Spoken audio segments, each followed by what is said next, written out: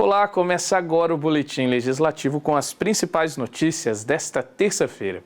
E já foram um pouco mais de 2 meses desde o registro do primeiro caso de coronavírus aqui na cidade. De lá até hoje, o município vem adotando uma série de medidas de restrição, mas também tem sofrido a pressão de parte do comércio para uma eventual flexibilização das atividades econômicas.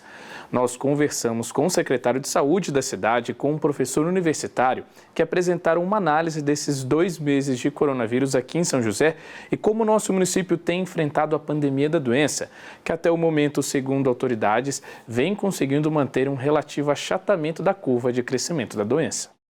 Já se foram pouco mais de 2 meses desde o primeiro caso de coronavírus em São José dos Campos. E nesse tempo, uma série de ações foram tomadas na cidade para tentar conter o avanço da doença.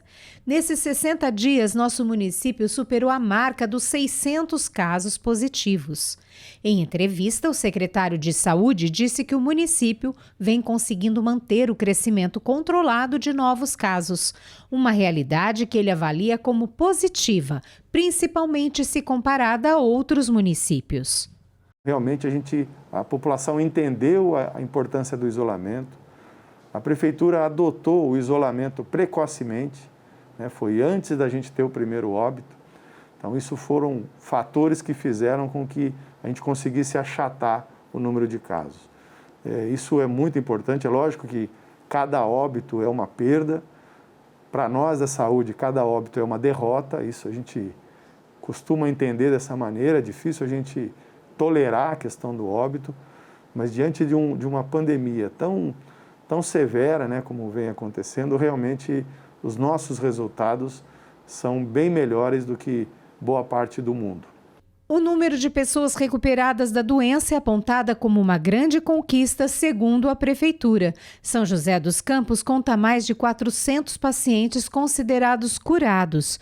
Ainda assim, nosso município, infelizmente, registrou perdas. Foram pouco mais de 30 pacientes que morreram de Covid-19. E diferente das grandes cidades do país, que enfrentam hospitais com leitos lotados, a taxa de ocupação dos leitos de UTI de São José se manteve abaixo dos 60%. Ao todo, nossa cidade possui 1.400 leitos, entre enfermaria e UTI. Para o coronavírus foram destinados 332 leitos exclusivos de UTI, todos com respiradores. A gente ainda tem espaço para crescer. A gente não vai investir agora, nesse momento, porque ainda temos folga na nossa taxa de ocupação. Então, a partir do momento que a gente chega num certo ponto, aí a gente starta, dá início às novas ampliações. E um dado importante que a gente viu nessa taxa de ocupação de leitos de UTI, a gente viu que metade dos pacientes que estão nas UTIs Covid, tanto público quanto privado, mais na área privada, eles testaram negativo.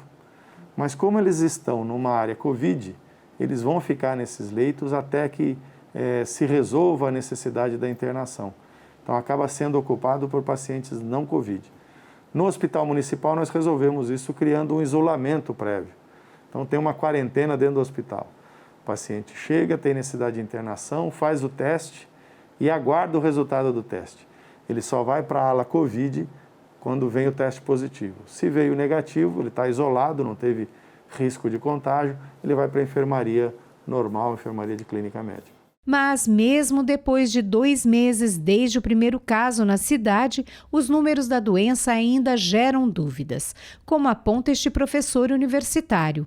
O principal questionamento é quanto à subnotificação de casos. Um estudo feito por ele, baseado em projeções criadas pelo Instituto Fiocruz, aponta que o número de registros da doença pode ser maior do que o apresentado pelas estatísticas. Aqui em São José, a pesquisa apontou que os casos confirmados podem chegar a 3.000. Esse modelo que eu uso, que é um modelo que, na verdade, é um modelo muito simples, que foi passado por o pessoal da Fiocruz, do Rio de Janeiro, trabalha só com os casos concluídos. Então, faz a porcentagem a partir dos casos concluídos. O que é caso concluído? É o caso que foi a óbito ou então que está recuperado. São essas duas categorias. Então, o que está em andamento não entra no cômputo. E a gente faz a conta e aí divide pelo valor que é esperado de letalidade no Brasil, né, que seria 1,3%, a gente faz uma proporção ali, a gente consegue uma estimativa. Os dados atuais, né, o que a gente tem hoje, mais recente aqui, essa subnotificação está na faixa, o fator de 5,3, 5,2, isso aí muda a cada dia, tá? À medida que os testes vão acontecendo. Então, tem esse número cair.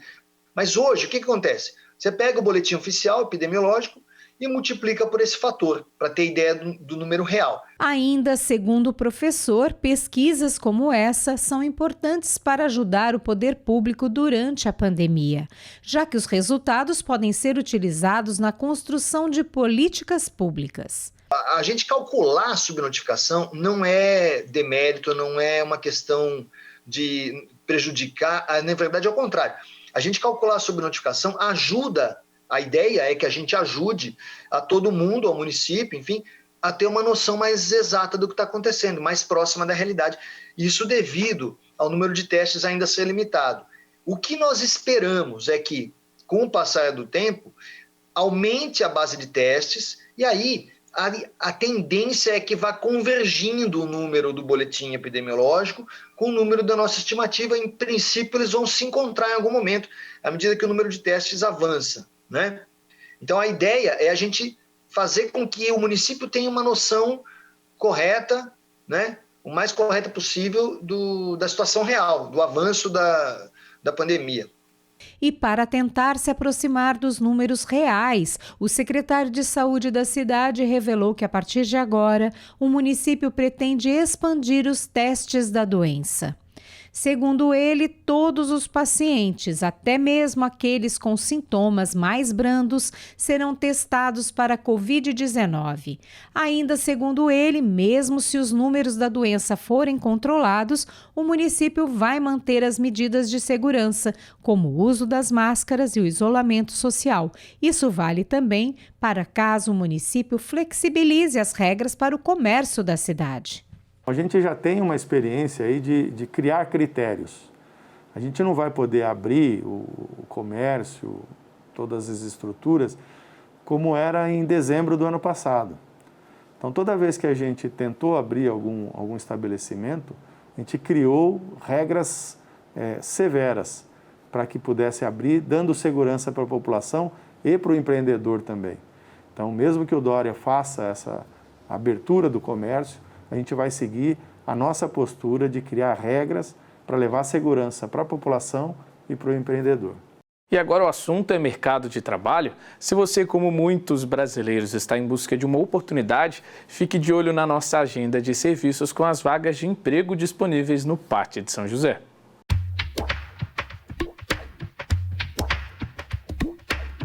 O PAT, Posto de Atendimento ao Trabalhador de São José dos Campos, tem oportunidades de emprego para ajudante de manutenção, confeiteiro, farmacêutico, instrumentista tubista, mecânico de manutenção, soldador, técnico de enfermagem, técnico eletromecânico de refrigeração e torneiro mecânico especialista. Para se candidatar, basta comparecer ao PAT levando RG, CPF, carteira de trabalho e o cartão cidadão.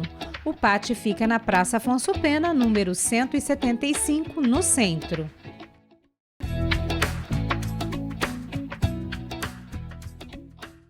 E a partir do ano que vem, São José dos Campos vai remodelar o serviço de transporte público da cidade. Um edital deve ser publicado com as novas regras e as mudanças previstas com o novo sistema, que pretende ser mais moderno e contar com uma frota e trajetos diferenciados. Outro detalhe da proposta é a licitação pela menor tarifa, que promete reduzir o valor da passagem de ônibus aqui na cidade. Uma audiência pública sobre o tema ainda deve ser realizada para colher sugestões da população que poderão ser incluídas no edital. E para que você entenda melhor como o novo transporte público da cidade está sendo construído, fizemos uma entrevista especial com o secretário de Mobilidade Urbana, Paulo Guimarães. Confira. A definição do novo transporte público de São José dos Campos está caminhando para a fase final. Um dos últimos passos é a publicação do edital com o modelo de licitação previsto para o sistema, que deve apresentar uma série de mudanças em relação ao atual. Esse novo modelo promete ser moderno a partir da adoção da bilhetagem eletrônica e conectividade com aplicativos para informações sobre as viagens, além de contar com o aumento da frota. Mas a grande novidade, segundo a Prefeitura, é que todos esses benefícios não vão refletir no maior valor da passagem. Pelo contrário, para explicar melhor sobre esse novo sistema, conversamos com o secretário de Mobilidade Urbana da cidade, que nos deu mais detalhes sobre a proposta. Ele respondeu uma série de perguntas da nossa equipe de reportagem e você confere agora. Por que a necessidade de se discutir um novo sistema de transporte público para a cidade? Na verdade, o motivo principal é o próprio encerramento dos contratos atuais, né? A gente tem agora, no início de 2021, esses contratos de concessão sendo encerrados e a gente precisa passar por um novo processo de contratação. Então, isso passa pela construção de um edital, um processo de licitação e aí o estabelecimento de uma nova concessão. O que a gente optou por fazer é aproveitar essa oportunidade para poder trazer melhorias para o sistema de transporte. Então, a gente tinha duas opções: repetir os contratos atuais, ou seja, licitar novamente o modelo que está aí, ou aplicar um alto grau de inovação, que é o que a gente está trazendo, reformulando totalmente o sistema. Então, foi, na verdade, uma oportunidade que a gente está vendo de trazer melhorias aí para o sistema de transporte público. Como o edital de licitação do novo modelo foi construído? Para a construção desse novo edital, a gente levou em consideração dois aspectos principais. A parte técnica, né, que é um edital muito complexo, então era uma parte importante desse edital, e a participação popular, ou seja, usando as técnicas corretas, a gente precisa traduzir aquilo que a população espera de um novo sistema de transporte. Foi isso que a gente fez. Fez a contratação da Fundação Getúlio Vargas, que é uma instituição de renome no Brasil, tanto nos aspectos econômicos quanto de administração pública. Então a gente tem certeza que trouxe o melhor parceiro disponível para ajudar na construção técnica desse processo e também a participação popular, né? A gente fez aí mais de 20 reuniões públicas, né, abertas à população, com categorias. A gente teve contribuição de mais de 700 pessoas que participaram efetivamente, que contribuíram escrevendo aí as suas sugestões, as suas críticas.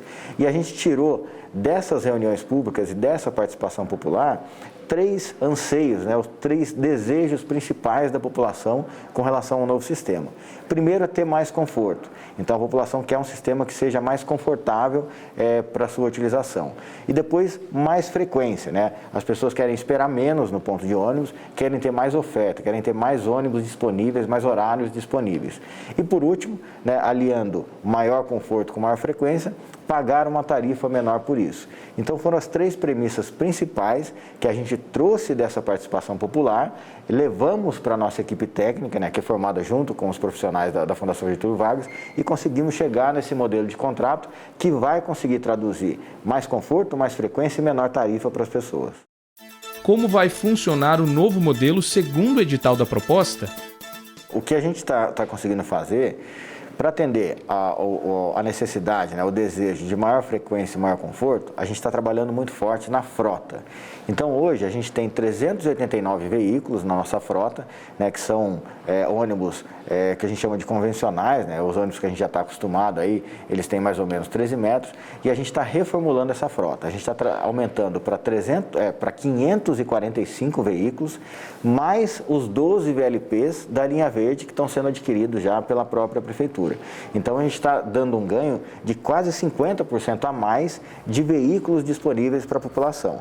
Além disso, são veículos mais modernos. A gente vai ter uma frota diferenciada, onde ela vai ser composta por vans e micro-ônibus, que são veículos menores, midi-ônibus e midi-ônibus, que é um veículo um pouco maior, para mais de 30 passageiros, os ônibus padrão, que são esses ônibus maiores que a gente tem, os superarticulados, e os superarticulados divididos em combustão a diesel, que vão ser os que vão funcionar no sistema principal, e os 12 VLPs, que são 100% elétricos. Então, esses veículos, além de eles serem menos poluentes, eles têm mais conforto, eles têm tomada de USB, parte da frota vai ter o ar-condicionado, sinal de Wi-Fi. Então, tudo isso a gente está trazendo para conforto das pessoas. Como a gente tem uma frota maior, a gente conseguiu ampliar em 43% a oferta de viagens. Então as pessoas vão ter mais oferta. Isso significa que eu tenho mais opções de deslocamento e menor tempo de espera no ponto de ônibus. E por último, como é que a gente fez para conseguir trazer menor tarifa, trazendo essa quantidade de benefícios, que esse era um desafio principal e o papel da Fundação Getúlio Vargas foi muito importante nesse quesito. Porque o que a gente fez? A gente retirou da tarifa, né, ou do contrato de concessão, alguns investimentos que hoje no contrato atual foram feitos pelas empresas concessionárias. Toda vez que uma empresa de ônibus faz um investimento, isso vem para a tarifa e a gente devolve esse dinheiro, esse investimento que é feito por meio da tarifa, ou seja, as pessoas que pagam para poder andar nos ônibus. Então a gente tirou, primeiro elemento, a outorga onerosa. Né? Na licitação passada, ganhou a empresa que deu a maior outorga, ou seja, ofereceu o maior dinheiro, né, o maior repasse para a prefeitura. A gente tirou isso e não tem mais essa outorga. Então, já é um investimento a menos dentro da composição de fluxo de caixa da empresa. Um outro elemento importante, a prefeitura está fazendo investimentos que deveriam, nesse modelo atual, serem feitas por concessionárias que a prefeitura está assumindo. Por exemplo, a linha verde. Né? A linha verde ela faz parte do contrato de concessão, a sua operação, mas o investimento está vindo da própria prefeitura. Isso significa que eu não vou ter lá alguns centavos na tarifa que são referentes ao investimento de linha verde. Isso já foi assumido pela prefeitura. E por último, o modelo de disputa foi alterado. Então, lá no edital passado, né, o contrato atual, quem deu a maior outorga levou. Agora não, é o modelo de menor tarifa. Então, a empresa que oferecer a menor tarifa de remuneração, aquela que vai ser paga pelo cidadão, é aquela que vai levar o lote. E aliado a isso, a gente está trazendo a novidade de ser uma licitação internacional. Então, a gente vai ter empresas de outros países que vão poder disputar. Isso amplia a disputa e, consequentemente, traz os preços mais para baixo. Com a licitação por menor tarifa, qual a expectativa de valor da passagem de ônibus com o novo modelo? A gente tem uma previsão de iniciar esse novo sistema em fevereiro de 2021 e ele já começa no seu primeiro dia de operação tendo uma redução de tarifa. E reduz para quanto? Hoje a gente tem uma tarifa técnica de R$ 5,04, que é o que a gente remunera as empresas. Então ela está dividida entre passe comum de R$ 4,50 e vale transporte R$ 5,20. Mas a tarifa técnica é R$ 5,04. No projeto, a gente lança a licitação já com uma tarifa de R$ 4,98. Lembrando que é uma licitação por menor preço, né? As empresas vão disputar oferecendo a menor tarifa. Então, a tarifa máxima que vai ser paga pelo cidadão é R$ 4,98, mas a gente tem a certeza que é daí para baixo. Então, a gente já começa um novo sistema com uma tarifa menor do que a tarifa que é praticada hoje. Quais as principais diferenças entre o modelo atual e o novo modelo? Eu acho que a parte operacional a gente está tendo uma mudança bem radical em alguns pontos, e eu acho que isso vai trazer bastante benefício para o sistema também. Primeiro, que a gente definiu um novo mapa da cidade sob o aspecto do transporte público. Então, a gente tem algumas regiões que a gente está adotando o conceito de bacia local. Então, a gente vai ter 5 bacias locais que estão previstas no sistema. Região do Urbanova, a região norte, a leste, a região do Novo Horizonte, a região do Campo São José e a região do Putim, todas são denominadas bacias locais. E como é que funciona uma bacia local? Uma bacia local é aquela região que ela potencialmente tem um ganho muito grande quando a gente faz a troncoalimentação, que é mais ou menos o que já funciona no Campo São José, que a gente vai levar para essas outras regiões. Então eu vou ter modelos de linhas diferentes operando. Eu vou ter as linhas estruturais, que vão ser linhas que vão fazer a ligação dessas bacias locais para as principais regiões da cidade, né, as regiões de interesse, que essencialmente são centro da cidade, região do Aquários, que é um novo centro, e a região do Jardim Satélite, aí o Eixo Andrômeda, que também é um centro, né, do ponto de vista comercial, do ponto de vista de trabalho e de serviços. Então a gente tem essas linhas estruturais e tem as linhas locais. As linhas locais são aquelas linhas que a gente chamava antigamente de circulares, que elas ficam circulando no bairro. Então essas linhas vão circular nessa bacia local e vão alimentar essa linha estrutural que vai para esses pontos de interesse. A gente vai ter uma outra linha que a gente chama de comum. como é que funciona a linha comum? Ela tem característica das duas, tanto da local quanto da estrutural. Então, como é que ela funciona? Ela circula o bairro, ela circula essa bacia local, só que as pessoas que embarcarem nesse ônibus, elas têm já o interesse, todas elas, de irem para o centro. Então, ao invés de levar essas pessoas para um local de integração, elas descerem do ônibus e pegarem um outro ônibus sentido centro, essa linha, ela faz a linha como se fosse alimentação, entra no corredor estrutural e leva as pessoas direto ao seu destino, né, esses 3 principais destinos que a gente tem. Uma outra novidade, as linhas perimetrais, que são linhas que fazem a ligação entre essas regiões sem a necessidade de passar pelo centro. Um exemplo de uma linha bem legal que a gente está criando, a linha que vai fazer a ligação do campus de São José com a região do Putim. Então a gente vai ter uma linha que vai sair ali da Eco e vai até ali a UPA do Putim. Então essa é uma linha perimetral que faz a ligação entre as regiões. E a gente tem algumas outras linhas que têm o conceito do que a gente chama sob demanda. Então são linhas que elas vão funcionar como a gente já está acostumado, mas elas podem variar. Qual a variação que ela pode ter? Ela pode variar o horário de partida, ou alguns pequenos desvios de itinerário. Então, como é que isso vai funcionar? Como o nosso sistema vai ser todo eletrônico, conforme as pessoas forem fazendo as suas requisições de viagem, o próprio sistema de tecnologia vai determinar, olha, eu tenho uma partida que está prevista para 7h10, mas se eu der essa partida às 7h15, eu vou atender mais pessoas. Então, o próprio sistema vai fazer esse ajuste. Ou, olha, eu estou circulando aqui pela Avenida Andrômeda, mas eu tenho aqui na Avenida Cassiopeia uma demanda que compensa eu fazer um desvio dessa rota, passar na Cassiopeia, pegar as pessoas e voltar para a Avenida Andrômeda. Então esse é um modelo, ele vai funcionar de forma totalmente integrado com o nosso sistema atual, ou seja, as pessoas vão pagar a mesma tarifa, tarifa integrada, o bilhete único, e vão usar esse sistema sob demanda. Como vai funcionar o sistema de bilhetagem eletrônica? Quando a gente tem um sistema totalmente tecnológico, de pagamentos principalmente, a gente consegue integrar vários meios de pagamento e vários modais. Então lá na frente, o que vai acontecer? Você vai ter uma carteira única digital, onde você vai ter os seus valores lá depositados, que vão entrar do Vale Transporte, que vão entrar de depósitos, de transferências, enfim, é uma carteira digital. E você vai poder usar essa carteira digital tanto no ônibus, quanto nas vans do transporte alternativo. A gente vai conseguir fazer a integração de todos os modais. Então esse acho que é o grande diferencial também do ponto de vista de tecnologia, porque a gente consegue agregar novos meios de pagamento e fazer toda esse rastreamento e benefícios adicionais como comunicação, previsibilidade, a gente consegue trazer tudo para o sistema. Como vai funcionar o sistema de tarifa dinâmica? Qual a vantagem? A gente vai ter um outro sistema sob demanda, que é o tarifa dinâmica, que é igualzinho o que a gente tem hoje com o transporte individual por aplicativo, mas ele vai ser coletivo. Então ele vai funcionar com vans, e vai fazer essa ligação porta a porta e vai funcionar no mesmo sistema que a gente já conhece hoje. Qual é a vantagem desse sistema?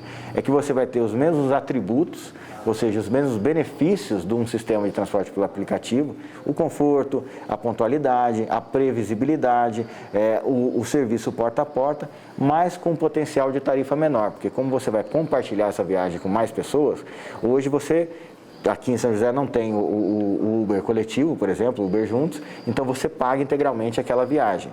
Com uma van de 15 lugares, o sistema otimiza essa viagem e você consegue ter um pagamento por um valor menor, fazendo uma viagem com os mesmos atributos desse transporte por aplicativo. De que forma o novo modelo de transporte público vai contemplar o projeto da Linha Verde? Vai funcionar agora, a partir do ano que vem, na sua fase 1, que vai ligar ali o Campo dos Alemães à região central. A gente vai ter 3 serviços diferenciados da Linha Verde, um que vai levar as pessoas até o terminal rodoviário, outro que leva as pessoas até a Praça Afonso Pena, e esses 2, de forma conjunta, entregam as pessoas também ali na região da Avenida Zé Longo, que também é um grande ponto de integração que a gente tem. E as pessoas que andarem na Linha Verde vão pagar a tarifa igual à tarifa do transporte principal. Além disso, aquela pessoa que usar a linha verde e também usar o sistema principal de forma integrada vai pagar uma única tarifa dentro do conceito de bilhete único. Então tudo isso está sendo amarrado. Eu acho que é uma grande mudança para o sistema, um grande benefício que a gente consegue trazer para as pessoas. Qual a importância da participação popular nesse processo? A participação popular ela é fundamental para um processo como esse, né? Tanto que toda a construção desse edital foi com base naquilo que as pessoas nos falaram, né? Aquilo que elas demonstraram que são os seus desejos para melhorar a sua qualidade de vida. E agora a gente tem um ciclo final de participação, onde a gente apresenta as propostas e mostra para a população que aquilo que ela demandou, aquilo que ela pediu, está sendo atendido. Além disso, é a oportunidade também para a gente corrigir eventuais falhas, né? É lógico que a gente tem todo um trabalho técnico robusto em cima disso, mas quando a gente coloca isso de forma aberta para toda a sociedade, tanto para as pessoas da população, quanto as próprias empresas, técnicos, órgãos de controle, todos esses têm a oportunidade de apontar melhorias para o novo sistema. Então, a gente encerra agora um ciclo de 10 reuniões, né? A gente está conseguindo aí trazer com essas 10 reuniões mais ou menos umas 100 a 200 mil pessoas atingidas por conta da força da internet, né? A gente está fazendo a transmissão online e agora a gente parte, né, para a etapa final, que é a audiência pública e correções eventuais que a gente vai ter no edital para a publicação final e início do processo de licitação. Então, a nossa ideia é agora, ainda no mês de maio, fazer a publicação desse edital e depois seguir com os trâmites do processo licitatório para que em fevereiro de 2021 a gente já tenha aí já os quase 600 novos ônibus, já o novo modelo de operação e todas as melhorias que esse novo contrato vai trazer para a população e para a cidade. E como você avalia um novo modelo de transporte público? Olha, a gente tem uma meta que foi definida pelo plano de mobilidade, o plano diretor de mobilidade, que é a redução do número de deslocamentos de transporte individual. Quem usa o carro, quem usa a moto especificamente. E para isso, a gente precisa ter um sistema de transporte público que seja atrativo. Então, o ganho para a cidade, de uma forma geral, é a gente reduzir a quantidade de transporte individual, que as pessoas possam ter um transporte mais adequado, um transporte coletivo mais adequado, que seja mais atraente, mais atrativo para essas pessoas. E a gente, com isso, tem um ganho muito grande com a cidade, porque a gente reduz congestionamento. Reduzindo o congestionamento, eu tenho ganhos ambientais, eu tenho ganhos de produtividade diária das pessoas, que passam mais tempo dedicando o seu tempo para produzir, para lazer, para tempo com a família. Então a gente tem todo esse benefício social que é trazido por um bom sistema de transporte operando. Vamos agora para a previsão do tempo para a tarde de hoje e também amanhã, quarta-feira. A tarde desta terça será de sol entre nuvens. As temperaturas ficam amenas, com máxima chegando a 20 e a mínima 11 graus. E não deve chover. Já o céu desta quarta continua encoberto, com pouca chance de chuva. A máxima chega a 22 e a mínima 9 graus. E antes da gente encerrar o boletim de hoje, um recado importante, hein? Já estão abertas as inscrições para quem deseja participar da audiência pública que a Câmara está promovendo para discutir o projeto da LDO 2021. Se você deseja participar presencialmente, é preciso garantir a sua inscrição prévia, porque o encontro vai contar com a lotação máxima de 50 pessoas, ou seja, 50 inscritos. Essa decisão foi tomada para assegurar o distanciamento e evitar aglomerações por conta da pandemia de coronavírus. As inscrições podem ser feitas na página especial sobre a LDO, no site da Câmara. E lá também é possível deixar a sua sugestão, caso você não possa participar do encontro presencial. A audiência está marcada para 6 horas da tarde no plenário da Câmara e vai ser transmitida ao vivo pela TV Câmara. Todas as sugestões serão analisadas pelos vereadores. Bom, esse foi o nosso boletim de notícias. A gente agradece a sua companhia e nos vemos logo mais às 5h30 da tarde na transmissão da sessão desta terça. Até lá!